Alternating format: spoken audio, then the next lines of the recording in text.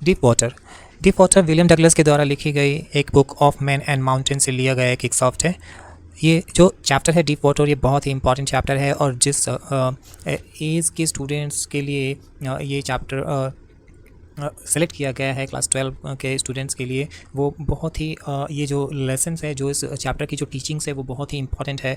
इस चैप्टर में बताया गया है कि कैसे हमारे अंदर जो कोई फ़ियर होता है किसी चीज़ का, वो कैसे एक बड़ा रूप धारण कर लेता है और क्यों उस फ़ियर को कंट्रोल करना, ओवरकम करना इम्पॉर्टेंट होता है और कैसे हम उसको प्लानिंग के साथ, डिटर्मिनेशन के साथ और एक डिसिप्लिन के साथ उसे ओवरकम कर सकते हैं। और अगर हम यदि उस फ़ियर को कंट्रोल नहीं करते हैं और उसे बड़ा रूप लेने देते हैं तो ये हमारे पूरे लाइफ में एक हैंडीकैप के रूप में रहता है और यही चीज़ें हमारे बाकी के अटेम्प्ट्स या एडवेंचर में भी रिफ्लेक्ट करता है। क्योंकि किसी भी फ़ियर को, अगर आपके अंदर कोई फ़ियर है तो उसको ओवरकम करना बहुत ही ज़रूरी होता है लाइफ में। अन्य जो ऑब्स्टिकल्स आती हैं, जो स्ट्रगल्स आती हैं, उनको उन पे काबू पाने के लिए, उन पे विजय पाने के लिए। यहाँ पे ब्रीफली हम विलियम डगलस के बारे में, ऑथर के बारे में, इनके बारे में ब्रीफली अंडरस्टैंड करते हैं, पढ़ते हैं, समझते हैं इनके बारे में। He was born in main, Minnesota. Main में इनका जन्म हुआ था, मिनेसोटा स्टेट में। और ग्रेजुएशन करने के बाद, इंग्लिश और इकोनॉमिक्स में ग्रेजुएशन करने के बाद इन्होंने हाई स्कूल में, याकीमा के हाई स्कूल में पढ़ाने का काम शुरू किया और उसके बाद उन्होंने टीचिंग का जॉब छोड़कर उन्होंने एक लीगल करियर परसू करना चालू कर दिया। फिर बाद में ये Franklin D Roosevelt US president से मिलते हैं और फिर उनके एडवाइज़र और फ्रेंड बन जाते हैं। और डगलस जो है वो एक यूएस सुप्रीम कोर्ट के एसोसिएट जस्टिस के रूप में काम करते हैं और वो एक लंबे अवधि तक वहाँ पे कार्यरत रहते हैं और जो उनका टर्म होता है वो 36 ईयर्स तक लास्ट करता है और जो कि ही remains the longest serving justice in the history of the court. जैसा कि मैं पहले बताया कि ये जो चैप्टर है वो ऑफ मैन एंड माउंटेन से लिया गया है, विलियम डगलस की बुक से ही। और it reveals how as a young boy William Douglas nearly drowned in a swimming pool. ये बताता है, डिस्क्लोज़ करता है कि किस तरह वो एक जब छोटे बच्चे थे, एक यंग बॉय थे, तब वो स्विमिंग पूल में कैसे लगभग डूब ही गए थे। और इस ऐसे में वो बात करते हैं अपने फ़ियर ऑफ वाटर के, जो उनका वाटर के प्रति डर था, उसके बारे में बात करते हैं और कैसे फिर बाद में उस पर वो विजय प्राप्त करते हैं, कैसे उस डर को ओवरकम करते हैं। तो आइए इस चैप्टर को देखते हैं, पढ़ते हैं।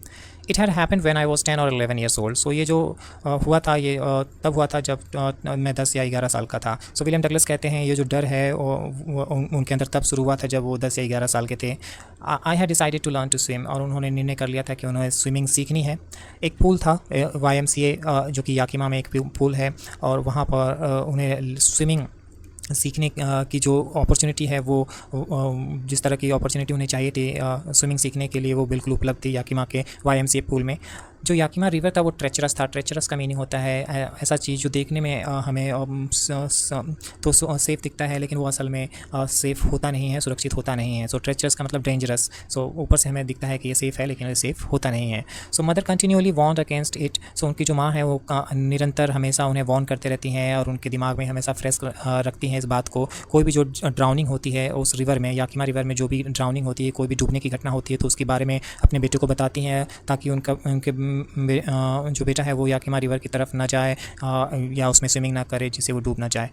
But the YMCA pool was safe. लेकिन डगलस कहते हैं कि YMCA जो पूल है वो उस रिवर की तुलना में सुरक्षित है।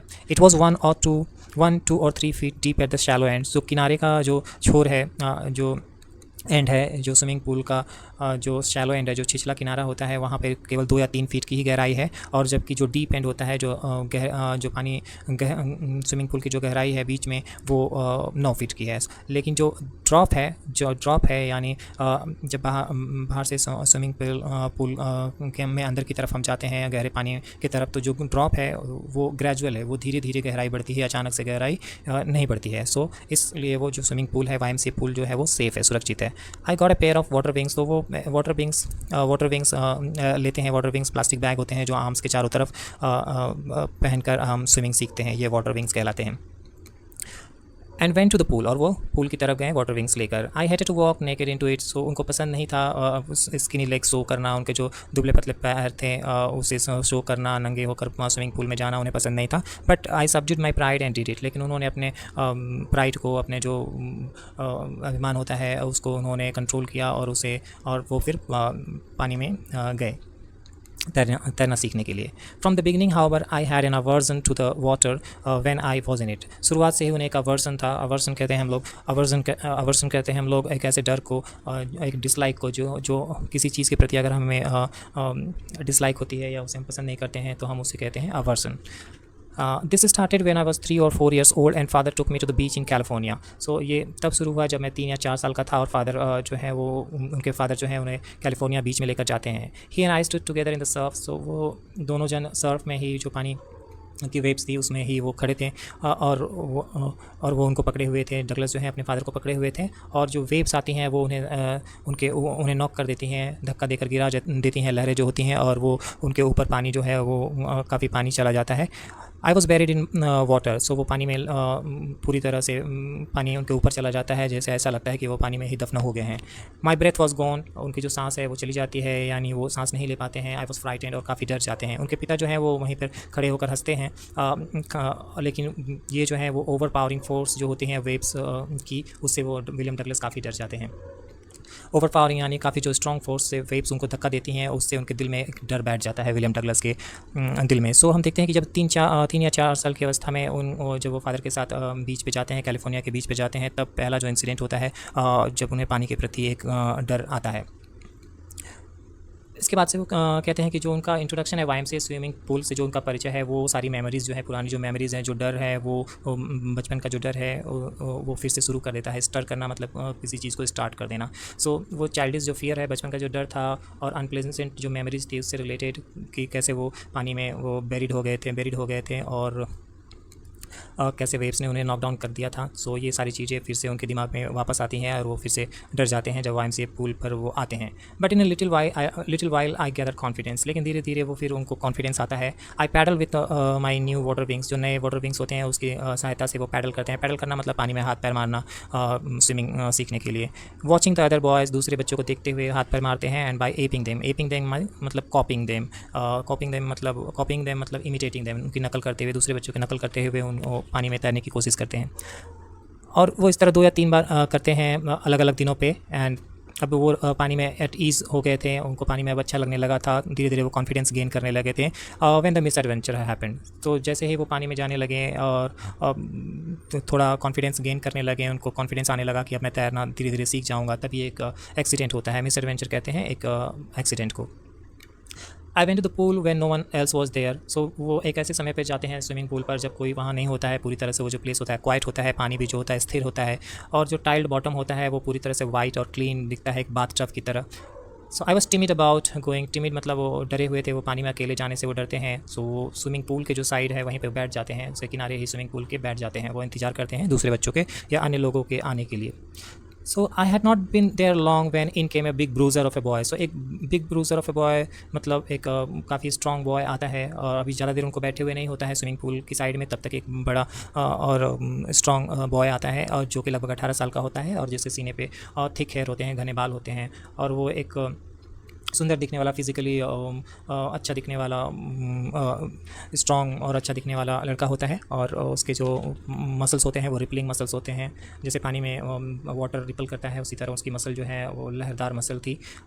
ही yelled hi skinny how do you like to be ducked. So वो आता है और वो पूछता है कि तुम्हें पानी में गोता लगाना कैसा पसंद करोगे। सो विद दैट ये कहता है, और इसके कहने के साथ ही वो डगलस को उठा लेता है, पिकअप कर लेता है, और डीप एंड में पानी, स्विमिंग पूल के गहरे पानी में गहरे छोर पर वो उसे फेंक देता है, टॉस कर देता है। और वो उसी तरह जिस तरह वो बैठे होते हैं स्विमिंग पूल की साइड पे, उसी तरह वो सिटिंग पोजीशन में पानी में नीचे की तरफ जाने लगते हैं, और पानी निगल लेते हैं, solid water, and went at once to the bottom, और तुरंत नीचे की तरफ जाने लगते हैं। वो पूरी तरह से डर जाते हैं, लेकिन अभी इतने नहीं डरे होते हैं कि उनका दिमाग ना काम करे।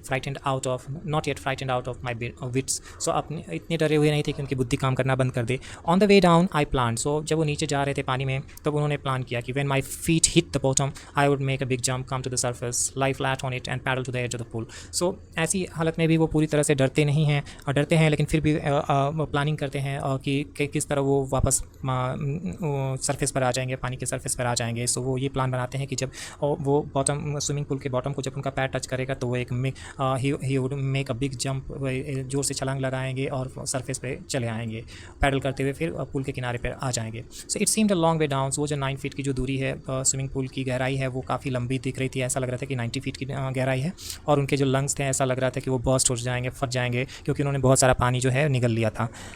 लेकिन जब उन्होंने बॉटम को फील किया अपने फीट के अंदर, जब उन बॉटम टच हुआ तो उन्होंने अपनी पूरी ताकत लगाई, समन्ड ऑल माई स्ट्रेंथ। तो पूरी ताकत विलियम डगलस ने लगाई and made what I thought was a great spring upwards, और उन्होंने पूरी ताकत के साथ ऊपर की तरफ छलांग लगाया। उन्होंने सोचा था कि वो सरफेस पे आ जाएंगे, कॉर्क की तरह आ जाएंगे, लेकिन ऐसा कुछ हुआ नहीं। आई केम अप स्लोली। वो धीरे धीरे ऊपर की तरफ आए और जब उन्होंने आंखें खोली तो उन्हें कुछ भी पानी के अलावा और कुछ भी नहीं दिखाई दिया। जो पानी था वो येलो टिंज के साथ था, उसमें येलो कलर था, डर्टी येलो कलर था, पीला रंग का गंदा पानी था उसमें। आई ग्रू पैनिकी, और वो काफ़ी डर गए।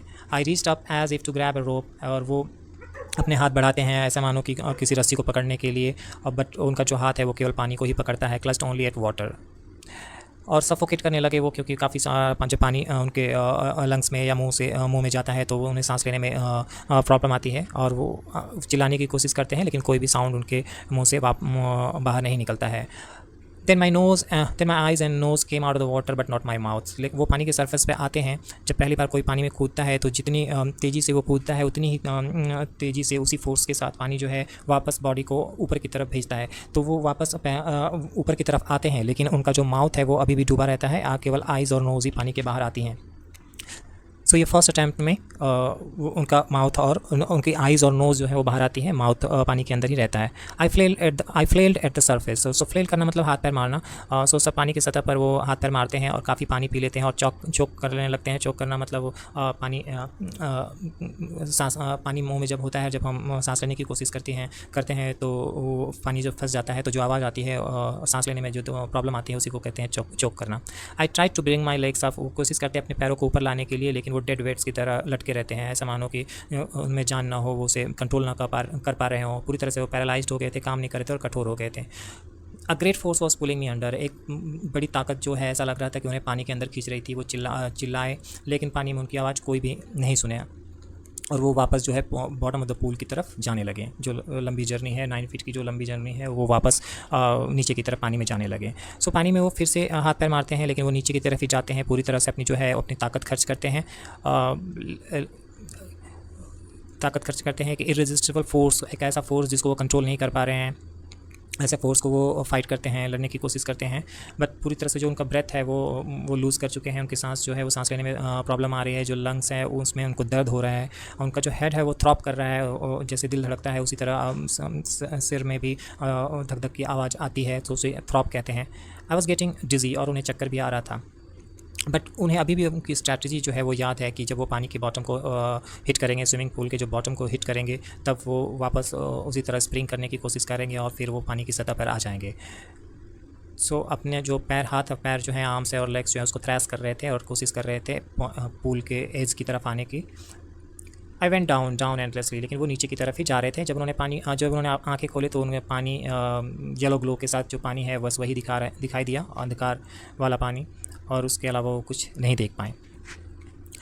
And then sheer stark terror seized me, और उसके बाद अटर, सीयर मतलब अटर, कंप्लीट, स्टार्क कम भी मीनिंग वही होता है। जब टेरर को जब इंटेंस बनाने की कोशिश करते हैं, जब उस पर हम जो उसकी गहनता को अधिक करते हैं, तब हम कहते हैं कि ये स्टार्क है या शेयर है या फिर अटर है। पूरी तरह से जो डर है उनको कंट्रोल में कर लिया आपने, सीज़ कर लिया, ने कैप्चर कर लिया।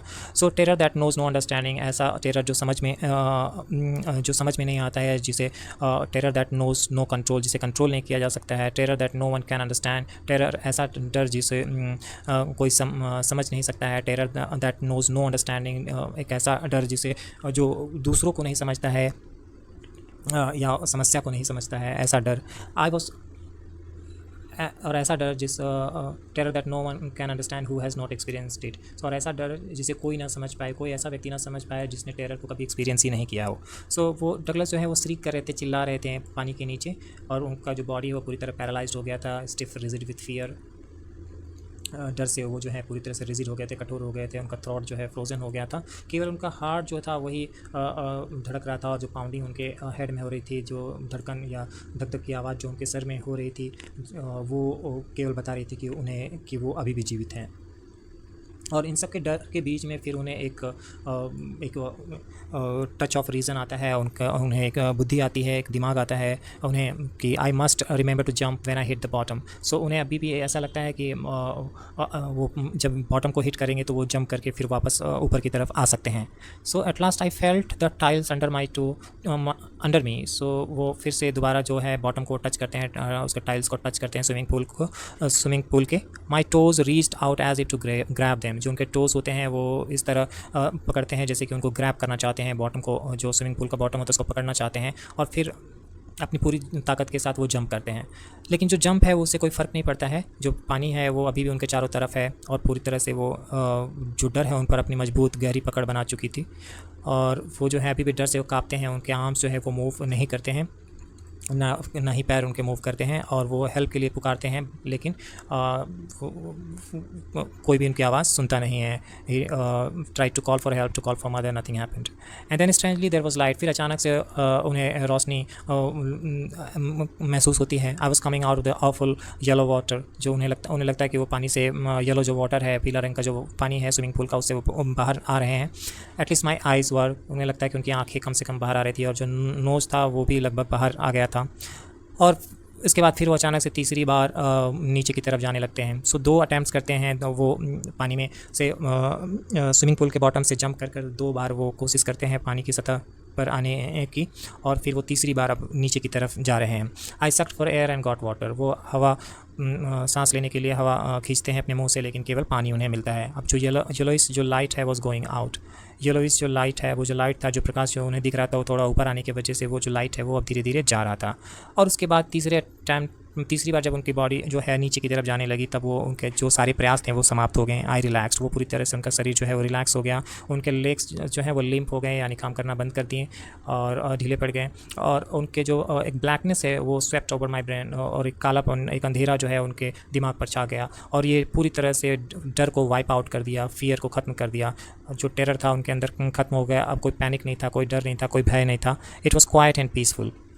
सो जब कभी हम कोई प्रॉब्लम में होते हैं और जब वो प्रॉब्लम बहुत ज़्यादा बढ़ जाती है, ओवर पावरिंग हो जाती है, ओवरवेलमिंग हो जाती है, टू डिफ़िकल्ट टू कंट्रोल हो जाती है, यानी हमें उस कंट्रोल करना कठिन हो जाता है हमारे प्रयास द्वारा, तो हम गिव अप कर देते हैं। सो यहाँ पे वो लगभग गिव अप कर चुके हैं। तीसरी बार वो नीचे की तरफ जा रहे हैं।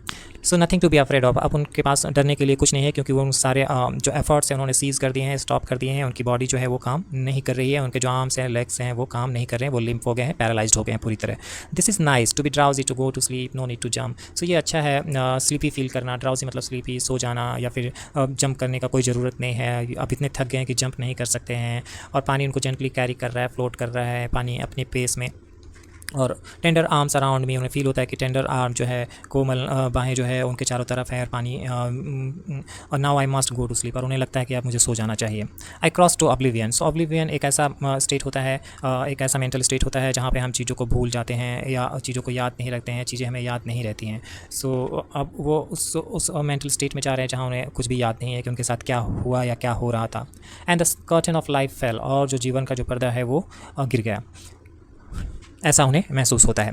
और उसके बाद जो उन्हें याद आता है कि he is lying on his stomach beside the pool. और जो बाद में उन्हें नेक्स्ट जो याद आता है वो कि यह आता है कि वो पूल के बगल में, साइड में पेट के बल लेटे हुए हैं और वॉमिट कर रहे हैं। जो चैप है, जो स्ट्रॉन्ग बॉय था, जो इसने उन्हें डीप एंड में फेंक दिया था, टॉस कर दिया था, वो बोल रहा है एक्सप्लेन करते हुए कि आई वाज ओनली फूलिंग, मैं तो केवल मजाक कर रहा था। Someone said the kid nearly died. So और कोई एक व्यक्ति थे वहाँ पे जो इन्होंने कहा कि द किड नियरली डाइड, कि ये जो लड़का है वो लगभग मर ही गया था। बी ऑल राइट नाउ, लेकिन अभी वो ठीक लग रहा है। Let us carry him to the locker room. चलो उसे लॉकर रूम की तरफ ले चलते हैं। सो बहुत अनेक घंटों बीत जाने के बाद डगलस जो है वो घर की तरफ जाते हैं, और वो काफ़ी कमज़ोर महसूस करते हैं और काँपते हुए जाते हैं, और वो काफ़ी चिल्लाते हैं और अपने बेड पे लेटे रहते हैं और चिल्लाते हैं, और डर से वो काँपते भी हैं। I could not eat that night. वो रात को भोजन नहीं कर पाते हैं। For days a haunting fear was in my heart. और कई दिनों तक एक जो डर है, एक ऐसा डर जिसे वो भूल नहीं पाते हैं, एक हॉन्टिंग फियर, एक ऐसा डर जिसे भुलाया ना जा सके, वो उनके दिल में रहता है। और जो स्लाइटेस्ट एक्सर्शन अब जस्ट अपसेट में, और जो थोड़ा सा भी अगर वो जोर लगाते हैं तो वो उन्हें अपसेट कर देता है। Making me wobbly in the knees. Wobbly in the knees मतलब जैसे पैर हमारे लड़खड़ाने लगते हैं। And sick to my stomach, और पूरी तरह से बीमार बना देता है। I never went back to the pool. So वो फिर YMCA पूल पे वापस नहीं जाते हैं। आई फियर्ड वाटर, अब उन्हें पानी से डर लगने लगता है और वो अवॉइड करते हैं जब कभी वो कर सकते हैं। A few years later, when I came to know the waters of the Cascades, I wanted to get into them. So कुछ वर्षों के बाद जब मैं कास्केड्स के वाटर्स के बारे में, यानी वहाँ पे जो वाटर बॉडीज़ थे उनके बारे में जब पता चला मुझे, तो मैं वहाँ पर गया। I wanted to get into them, मैं वहाँ जाना चाहता था। यानी डगलस जो है कास्केड्स के जो वाटर बॉडीज़ हैं वहाँ पर वो जाना चाहते थे। और whether I was wading the Tieton और बम्पिंग रिवर और bathing in warm lake of the goat rocks. So चाहे वो टेटन या बम्पिंग रिवर में वेट कर रहे थे, पानी में डिफ़िकल्टी कठिनाई के साथ चलने को वेट करना कहते हैं, या फिर वो स्नान कर रहे थे वार्म जो लेक थी गॉट रॉक्स की। वो जो टेरर है, जो पूल वाला जो टेरर था, जो स्विमिंग पूल में जो उन्हें डर था, जो उन्हें सीज़ कर लिया था, वो वापस आ जाता था। सो जब कभी वो अन्य किसी वाटर बॉडीज़ में जाते थे, वो स्विमिंग पूल वाला डर उन्हें वापस आता था, फिर से वो डर जाते थे। It would take possession of me completely. ये जो डर है वो पूरी तरह से उन्हें अपने कंट्रोल में कर लेता था, वश में कर लेता था। उनके लेग्स जो थे वो पूरी तरह से पैरालाइज हो जाते थे, काम नहीं करते थे। और आईसी हॉरर जो है उनके हार्ट को पकड़ लेता था, वो पूरी तरह से डर जाते थे। अलग अलग सेंटेंसेस जो हैं आप यहाँ से यूज़ कर सकते हैं एग्ज़ाम में क्वेश्चंस को आंसर करने के लिए कि किस तरह वो डर जाते हैं। सो अलग अलग सेंटेंसेस, अलग अलग वर्ड्स और सेंटेंसेस यूज़ किए हैं ऑथर ने उस डर को डिस्क्राइब करने के लिए जो वो फील करते हैं वाटर के प्रति। वो उन दो इंसिडेंट्स के बाद जो 3 और 4 इयर्स के स्टेज पे जब वो फादर के साथ जाते हैं, और जब वो 10 या 11 इयर्स की अवस्था में YMCA पूल में जब वो big bruiser of a boy उन्हें जब स्विमिंग पूल में डीप एंड में टॉस कर देता है, फेंक देता है। This handicap stayed with me as the years rolled by. So ये जो कमी है, जो वीकनेस है, जो हैंडीकैप है स्विमिंग ना आने का या वाटर बॉडीज से डर लगना, ये वर्ष बीतते गए, लेकिन ये जो डर है उनके अंदर रहा। इन कनूज ऑन मेन लेक्स, तो वो बताते हैं कि किस तरह अलग अलग जो जगह पे जाते हैं, चाहे वो फिशिंग के लिए हो या फिर वो इन जगह पे सालमन फिशिंग के लिए, ट्राउट फिशिंग के लिए, या फिर या बैस फिशिंग के लिए, इन जगह पे जब वो जाते हैं तो वो उसी डर को महसूस करते हैं। Wherever I went the haunting fear of the water followed me. जो ये ना भूलने वाला जो डर था वो उन्हें उनका पीछा करता है। So it ruin my fishing trips. So वो किस तरह इनकी जो फिशिंग ट्रिप्स को रूइन कर देता था, ख़राब कर देता था, वो उन्होंने बताया है कि it deprived me of the joy of canoeing, boating and swimming. So ये इंपॉर्टेंट पॉइंट है यहाँ पे कि किस तरह जो उनका डर है, स्विमिंग ना आने का डर, या वाटर बॉडीज़ का डर, या वाटर के अंदर तैरने का जो डर है, वो उन्हें कैसे अन्य चीज़ों को इम्पैक्ट करता था, वो यहाँ इन ऑथर जो है अपने ऑडियंस को, अपने रीडर्स को बताना चाहते हैं कि स्विमिंग ना आना कैसे उनके कनोइंग को, यानी बोट पतली नाव जो होती है, कनो एक लाइट नैरो बोट होती है, उसमें पानी में तैरने से, नाव चलाने से, बोटिंग करने से और स्विमिंग करने से, ये सारी चीज़ें कैसे इम्पैक्ट होती हैं उनके स्विमिंग ना आने से या वाटर बॉडीज़ के प्रति उनके अंदर डर होने की वजह से। सो जीवन में भी हमारे एक जो वीकनेस होती है, वो वीकनेस अन्य चीज़ों में भी रिफ्लेक्ट कर सकती है, या हमारी अन्य एक्टिविटीज़ को भी प्रभावित कर सकती है, इम्पैक्ट कर सकती है। I use every way I know to overcome this fear. So William Douglas कहते हैं कि वो हर प्रयास करते हैं जो उन्हें पता होता है इस डर को ख़त्म करने का, लेकिन ये जो डर है उन्हें पूरी तरह से अपने ग्रिप में, अपनी पकड़ में फर्मली पकड़े हुए है। और फाइनली 1 अक्टूबर ये डिसाइड करते हैं एक इंस्ट्रक्टर हायर करने का जो इन्हें स्विमिंग सिखा सके, और वो एक पूल में जाते हैं और प्रैक्टिस करते हैं। एक सप्ताह में 5 दिन वो प्रैक्टिस करते हैं, एन आवर ईच डे। सो 1 घंटा वो रोज़ प्रैक्टिस करते हैं। इंस्ट्रक्टर जो है वो उनके चारों तरफ एक बेल्ट लगा देता है और एक उस पर रस्सी बांध देता है उस बेल्ट से, और एक पुली की मदद से उन्हें ओवर हेड केबल से लटका देता है या बांध देता है। पुली जो होता है एक चक्के की तरह होता है, जिसे कुओं से पानी निकालने के लिए उस पर रस्सी रखकर कुएं से पानी खींचा जाता है। So he held on to the end of the rope, और वो जो है रस्सी का एक सिरा पकड़े रहते थे जो इंस्ट्रक्टर थे, और वो we went back and forth, और वो पानी में आगे और पीछे जाते थे पूल में घंटों तक, day after day, week after week. So ये घंटों तक, दिनों तक और सप्ताहों तक ये प्रैक्टिस चलता रहा। और on each trip across the pool of a bit of the panic seized me. और जब कभी वो ट्रिप करते थे, यानी तैरते थे वो स्विमिंग पूल में एक छोर से दूसरी छोर की तरफ, तो उन्हें जो डर है वो उन्हें सीज़ करता था, यानी कंट्रोल करता था। हर बार जो इंस्ट्रक्टर है वो रिलैक्स करता था होल्ड को, जो रोप पे जो पकड़ थी, जो रस्सी पे जो उनकी पकड़ थी उसे वो ढीला करते थे और वो फिर विलियम डगलस जो है वो पानी के नीचे जाते थे। Some of the old terror return. So जब कभी इंस्ट्रक्टर जो है वो रस्सी को ढीला करते थे और विलियम डगलस पानी में थोड़ा नीचे की तरफ जाते थे तो उनका जो पुराना जो डर था वो रिटर्न होता था, वो वापस आ जाता था और उनके लेग्स जो थे वो फ्रोज हो जाते थे, वो पानी के अंदर मूव नहीं कर पाते थे। It was 3 months before the tension began to slack करना मतलब रिड्यूस करना। अब 3 महीने हो गए थे उनको प्रैक्टिस करते हुए और जो टेंशन था, जो डर था, वो धीरे धीरे कम होने लगा था। तब जो इंस्ट्रक्टर है उन्हें सिखाते हैं कि कैसे वो अपने पानी के अंदर अपना फेस करते हैं, करके सांस को छोड़ सकते हैं, एक्सेल कर सकते हैं, and to raise my nose and inhale, और कैसे फिर नाक को ऊपर करके इनहेल करते हैं, एयर को अंदर लेते हैं यानी ब्रीद इन करते हैं, सांस लेते हैं। I repeated the exercise hundreds of times. तो विलियम डगलस जो है इस एक्सरसाइज को सैकड़ों बार प्रैक्टिस करते हैं। बिट बाय बिट, धीरे धीरे वो I shed part of the panic, और वो शेड करते हैं यानी गेट रीड ऑफ करते हैं। वो तुम धीरे धीरे जो उनका डर है वो धीरे धीरे वो ख़त्म होता है। That seized me when my head went under water. जब उनका पानी के अंदर जब सिर जाता है तो जो उनका डर जो था वो रिटर्न हो जाता था, वो धीरे धीरे अब कम होने लगा था और वो सीखने लगे थे कि कैसे पानी के अंदर सर को, फेस को नीचे करना है और सांस छोड़ना है, और किस तरह फिर नाक को ऊपर करके सांस अंदर लेना है। सो ये प्रैक्टिस वो इंस्ट्रक्टर के साथ काफ़ी समय तक उन्होंने किया। सो ये 3 महीने हो गए और उसके बाद इन्होंने कैसे पानी के अंदर सांस लेना है वो इंस्ट्रक्टर ने उन्हें सिखाया। Next he held me at the side of the pool and had me kick with my leg. So इसके बाद से सांस लेना सीखने के बाद वो सिखाते हैं कि कैसे पानी के स्विमिंग पूल के साइड में एक छोर में, एक किनारे में वो पैरों को कैसे किक करना है पानी में, ये सिखाते हैं। और कई सप्ताह तक उन्होंने, विलियम डगलस ने ये सिर्फ प्रैक्टिस किया। सो यहाँ पे एक प्लान फॉलो करते हुए इंस्ट्रक्टर उन्हें सिखाते हैं बिट बाय बिट कि कैसे स्विमिंग सीखते हैं। पानी में वो सांस लेना सिखाते हैं, पानी में वो अंदर की तरफ छोड़ते हैं, फिर रस्सी से फिर वो ऊपर की तरफ खींचते हैं, और फिर वो पैर मारना सिखाते हैं कि कैसे पानी में पैरों को चलाते हैं, हाथ यानी पैडल कैसे करते हैं।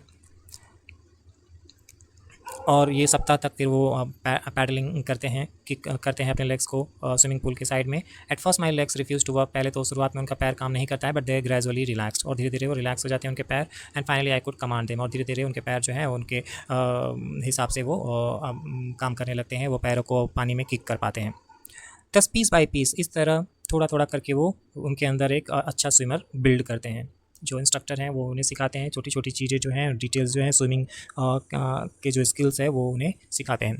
When he had perfected each piece he put them together into an integrated whole. So an integrated whole जो होता है वो एक ऐसा चीज़ होता है जो कि कई सारी चीज़ों को मिलाकर जोड़कर बनाया जाता है। सो अलग अलग जो स्किल्स है, और जैसे पानी में पैर मारना, पानी के नीचे रह के कैसे सांस छोड़ना है और फिर ऊपर आकर कैसे सांस लेना है, और ये चीज़ें छोटी छोटी सिखाते हैं, और फिर ये चीज़ें कलेक्टिवली वो सीख कर एक अच्छा स्विमर बनते हैं। In April he said now you can swim. So अप्रैल में वो फिर कहते हैं कि आप स्विमिंग कर सकते हैं, और dive off and swim the length of the pool. So वो बोलते हैं छलांग लगाओ, गोता लगाओ, और जो पूल का जो लेंथ है, यानी लेंथ जो होती है स्विमिंग पूल का एक छोर से दूसरे छोर तक का जो दूरी होती है उसे हम लेंथ कहते हैं। सो वो बोलते हैं कि पूरा जो है स्विमिंग पूल का लेंथ यानी पूरी स्विमिंग पूल की दूरी जो है आप उस स्विमिंग करते हुए, तैरते हुए आप जा सकते हैं। और ये क्रॉल स्ट्रोक का एक मेथड है स्विमिंग करने का, और इस मेथड को फॉलो करते हुए आप स्विमिंग कर सकते हो। आई डिड, यानी जो विलियम डगलस जो है वो उनके कहे अनुसार स्विमिंग पूल के पर एक छोर से दूसरे छोर की तरफ तैरते हैं। द इंस्ट्रक्टर वॉज फिनिश्ड, और यहाँ पे इंस्ट्रक्टर का काम जो है वो समाप्त हो जाता है। लेकिन विलियम डगलस अभी भी कहते हैं कि आई वॉज नॉट फिनिश, यानी इंस्ट्रक्टर ने उन्हें पूरी तरह से प्रैक्टिस करा दिया, इसके बाद भी वो कहते हैं कि उनका काम जो है वो पूरा नहीं हुआ। I still wondered if I would be terror stricken when I was alone in the pool. So वो अभी भी सोचते हैं कि क्या मैं अभी भी टेरर स्ट्रिकन हो जाऊँगा, क्या मैं डर जाऊँगा जब मैं अकेले पानी में जाऊँगा। सो वो कोशिश करते हैं, वो I swam the length up and down. So वो अप एंड डाउन एक छोर से दूसरी छोर तक वो स्विमिंग पूल में वो तैरते हैं। और टाइनी वेस्टिजेस, जो थोड़ा बहुत जो डर उनके अंदर रहता है, पुराना डर जो है वो वापस आता है। But now I could frown and say to the terror trying to scare me, यह well here is to you look, and off I would go for another length of the pool. So यहाँ पे दिखता है कि वो किस तरह confident हो जाते हैं, और वो अपने मन में ही बात करते हैं, जैसे माय समानों के वो पानी से ही बात कर रहे हैं कि क्या मुझे डराने की कोशिश कर रहे हो, trying to scare me, here is to you. और वो उस पानी को एक व्यक्ति के तौर पे दिखाते हुए उसी पानी में वो फिर वो एक पुल के एक छोर से दूसरे छोर तक फिर से वो तैरते हुए जाते हैं। तो धीरे धीरे उनके अंदर काफ़ी कॉन्फिडेंस आ जाता है प्रैक्टिस करने के बाद, इंस्ट्रक्टर से सीखने के बाद और प्रैक्टिस करने के बाद। दिस वेंट ऑन अनटिल जुलाई, और ये जुलाई तक चलता रहा। बट अभी भी वो पूरी तरह से सेटिस्फाइड नहीं थे, और जो टेरर था वो पूरी तरह से चला गया है कि नहीं वो अभी तक अनश्योर थे। सो वो लेक में जाते हैं, लेक वेंट वर्थ, जो कि न्यू हैम्सफायर में है, और वहाँ पर जाकर वो गोता लगाते हैं ट्रिक्स आइलैंड में, and swam 2 miles across the lake to stamp act. So इन जगहों पे जाकर अलग अलग जो मेथड होते हैं, crawl, breast stroke, side stroke and back stroke, इन सारे स्विमिंग मेथड से वो स्विमिंग करते हैं इन सारे वाटर बॉडीज़ में। और only once did the terror return. So वे बोलते हैं only once did the terror return. So कहते हैं केवल एक बार जो है डर जो है वापस आता है। When I was in the middle of the lake, जब वो लेक के बीच में थे, I put my face under and saw nothing but bottomless water. So जब उस अपना चेहरा जो है वो नीचे पानी के अंदर वो करते हैं, तो वो बॉटमलेस वाटर के अलावा उन्हें कुछ नहीं दिखाता है, मानो नीचे सिर्फ पानी ही पानी हो ऐसा उन्हें दिखता है। जो ओल्ड सेंसेशन होता है डर का इन मिनिएचर मतलब ऑन ए स्मॉल स्केल, छोटे स्तर पे वो जो डर है वो उन्हें वापस आ जाता है, वापस महसूस करते हैं उस डर को। और फिर वो हंसते हैं और कहते हैं, well mister terror, what do you think you can do to me? It fled and I swam on. So वो फिर वो प्रैक्टिस की वजह से इतने कॉन्फिडेंट हो जाते हैं कि वो टेरर को पर्सनिफिकेशन करते हुए कहते हैं कि mister terror, what do you think you can do to me? तुम्हें क्या लगता है कि तुम मेरे साथ कर सकते हो? क्या तुम मुझे डरा सकते हो? इट फ्लैट, और वो जो डर है उनका तुरंत गायब हो जाता है, और वो आगे स्विमिंग करते हुए बढ़ जाते हैं। Yet I had residual doubts. So अभी भी उन्हें कुछ बचा हुआ डाउट्स है, कुछ अवशेष आशंका जो है। At my first opportunity I hurried west, went up the Teton to Conrad Meadows, up the Conrad Creek Trail to Meadow Glacier, and camped in the high meadow by the side of Warm Lake. So आप देख सकते हैं कि कितना उन्होंने सीखने के बाद भी खुद के सेटिस्फैक्शन के लिए to make sure that the terror of water is eliminated, ये पूरी तरह से समाप्त हो गया है, जो डर है वो समाप्त हो गया है, उसको इंश्योर करने के लिए वो अभी भी इन सारे वाटर बॉडीज़ में जाते हैं और प्रैक्टिस करते हैं। ये दिखाता है कि किसी चीज़ को हमें जो डर होता है उससे पूरी तरह से मास्टर कर लेना चाहिए, उसे आधे अधूरे में नहीं छोड़ना चाहिए। The next morning I dived into the lake and swam across to the other shore and back, just as Doc Corporon used to. So अगले सुबह जो है वो फिर से लेक में गोता लगाते हैं, और वो एक छोर से दूसरे एक छोर से दूसरे किनारे तक वो, और फिर वो वापस वो आते हैं, ठीक उसी तरह जिस तरह कॉर्पोरल ने किया था। आई साउटेड विद जॉय। अब यहाँ पे ये पूरी तरह से ट्रायम्फेंट फील करते हैं, पूरी तरह से एक विजेता की तरह एक खुशहाली महसूस करते हैं, एक आनंद की अनुभूति होती है उन्हें कि वो पूरी तरह से उस एक अच्छे स्विमर बन गए हैं, और उनके अंदर जो डर है वो अब समाप्त हो चुका है। And Gilbert Peak returned the echo, और गिलबर्ट की जो पीक है वो उस जो जॉयस जो साउट है उसको रिटर्न करती है, उसकी गूंज उन्हें सुनाई देती है, अपने ही आनंद की जो गूंज है वो उन्हें सुनाई देती है। I had conquered my fear of water, और वो कहते हैं कि उन्होंने अपने पानी के प्रति जो डर था उस डर को पर उन्होंने विजय प्राप्त कर ली है।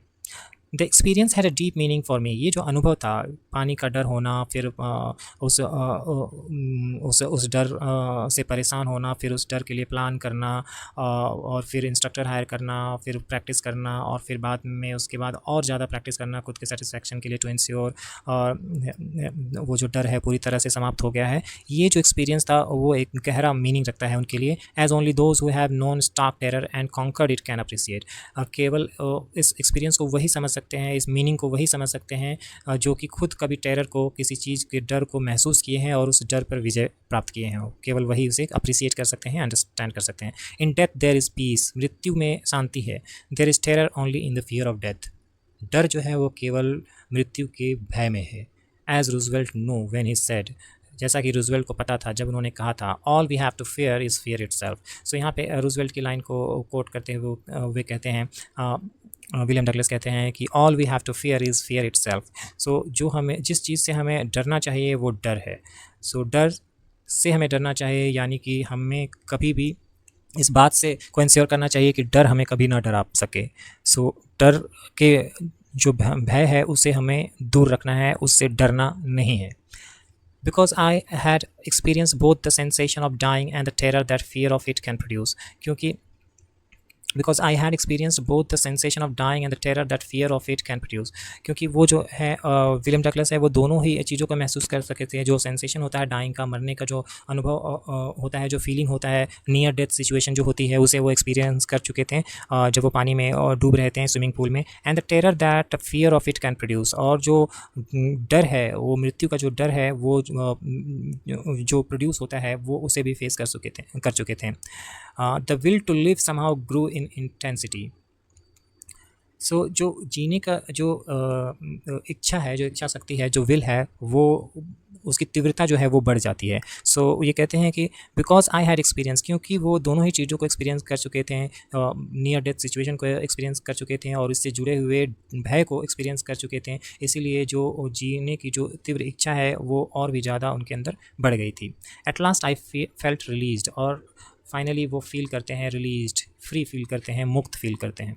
Free to walk the trails and climb the peaks and to brush aside fear. So वो जो ऐसा free to walk the trails, वो ट्रेल्स को वॉक करने के लिए फ्री महसूस करते हैं, और क्लाइम द पीक्स, और पीक्स जो होती हैं, जो चोटी होती है, उसको वो चढ़ने में आसानी महसूस करते हैं। टू ब्रश असाइड फियर्स, जो बाकी जो चीज़ें हैं उन चीज़ों से भी उनका जो डर ख़त्म हो जाता है, क्योंकि उन्होंने एक ऐसे डर पे काबू पा लिया था जो डर वो उनके लिए काफ़ी हॉन्टिंग था, काफ़ी ओवरवेलमिंग था। और जब कोई व्यक्ति किसी एक चीज़ पर वो काबू कर लेता है, किसी अपनी एक हैंडीकैप को, अपनी वीकनेस को ओवरकम कर लेता है, तो वो बाकी की चीज़ों में भी उसी तरह प्लानिंग, डेडिकेशन, परसिस्टेंस और डिसिप्लिन के साथ, एफर्ट के साथ उन चीज़ों पर भी वो विजय प्राप्त कर लेता है। सो ये जो पूरा चैप्टर है, इस चैप्टर का सबसे बड़ा सीख जो है इस चैप्टर के रीडर्स के लिए यही है कि डीप वाटर जो है यहाँ पे डीप एंग्जाइटी, डीप फियर को सिंबलाइज़ करता है। डीप वाटर इस चैप्टर का नाम इसीलिए दिया गया है क्योंकि ये जो प्रॉब्लम है, जो फियर है, वो और जो गहरा पानी है, वो यहाँ पर गहरे किसी भी चिंता, किसी भी डिफ़िकल्टी को बताता है, उसका सिंबल के रूप में, उसके सिंबल के रूप में यहाँ पे प्रेजेंट किया गया है। सो अगर हम उस एंग्जाइटी को या उस ऑब्स्टिकल को या उस प्रॉब्लम को अगर हम ओवरकम कर लेते हैं, और उससे ओवरकम करने के लिए, जैसा कि हम इस चैप्टर में देखते हैं, हमें आवश्यकता होती है ट्रेनिंग की, डिसिप्लिन की, प्रैक्टिस की, परसिस्टेंस की, एंड एक पॉजिटिव एटीट्यूड की। सो ये सारी चीज़ें हमें बताती हैं कि इन सारी चीज़ों के साथ हम किसी भी प्रॉब्लम को ओवरकम कर सकते हैं। और यही कारण है कि ये चैप्टर क्लास 12 के सिलेबस का एक इम्पॉर्टेंट पार्ट है, क्योंकि जो आपको इस एज में चाहिए होता है, क्लास 12 के स्टूडेंट्स का जो मेंटल मेकअप होता है, जो पर्सनालिटी बिल्डिंग टाइम होता है, वो उस टाइम के लिए ये चैप्टर जो है बहुत ही इंपॉर्टेंट है, जो आपको जीवन के स्ट्रगल्स के लिए एक तरह से प्रिपेयर करता है कि कैसे आप लाइफ में जो ऑब्स्टिकल्स आएंगे उनके लिए आप कैसे तैयार रहोगे, या कैसे उन्हें डेडिकेशन के साथ, डिटर्मिनेशन के साथ उनका सामना करोगे।